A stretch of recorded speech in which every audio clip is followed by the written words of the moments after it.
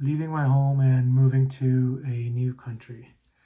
I left home when I was 18 years old and moved to a new country.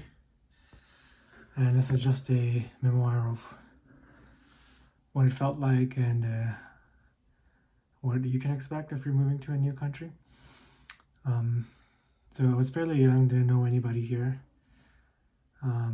Took me a while to get settled in. First year, I went for my undergraduate.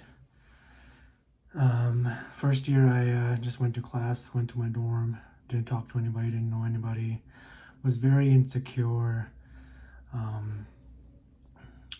One, for the color of my skin, and just didn't know how to interact with people here. There's a lot of local lingo and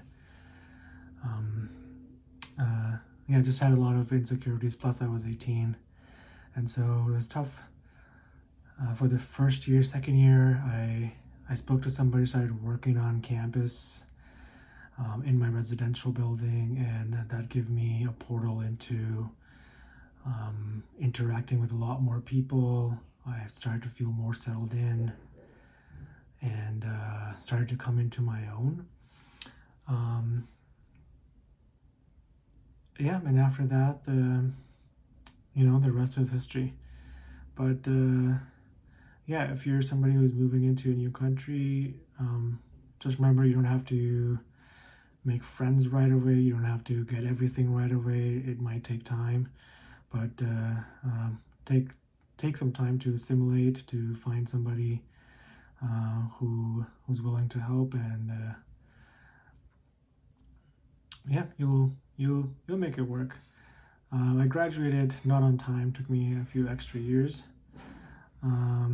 Being away from home had this weird feeling because you grew up in a certain way, in a house with certain rules, in a country with certain rules, and most of them didn't necessarily apply.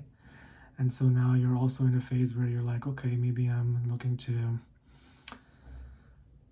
build my own identity, or breaking down the old one and then starting a new one, because I think it's just a natural process. When you're in a new place, you have to leave behind certain old parts, not everything, but certain old parts, and then assimilate new parts to yourself so that you adapt and belong to this new place, which I think one is important and respectful to a place where you're moving into. Doesn't matter where you're moving into, that you adapt and assimilate cultures and you understand how things are done here.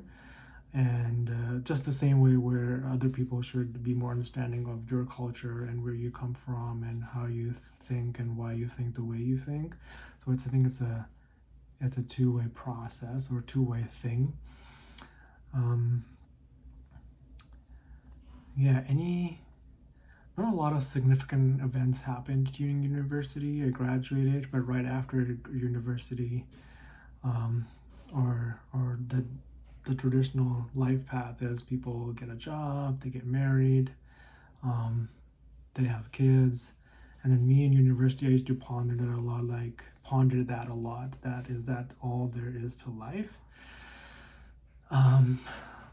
And is that like, where's the meaning come from? And surprisingly enough, and I'm going to talk about this in my next video, I got married, I had a kid, I graduated, and I started a job all at the same time. It was bonkers.